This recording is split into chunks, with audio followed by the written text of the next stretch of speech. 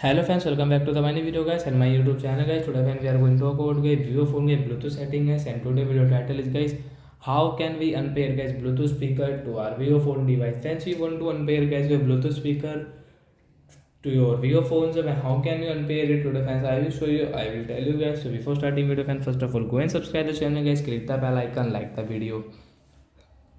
Friends, now let's see how can we unpair Bluetooth speaker to our vivo phone device. So once open your phone setting guys, and after on phone setting guys, you can see this tab setting friends. You will have to click on guys your phone Bluetooth setting.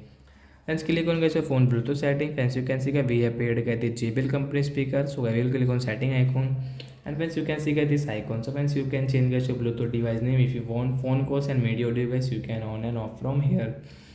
Let's click on forget option to unpair. After unpair guys, we cannot use guys speaker. Guys speaker will remove on your screen.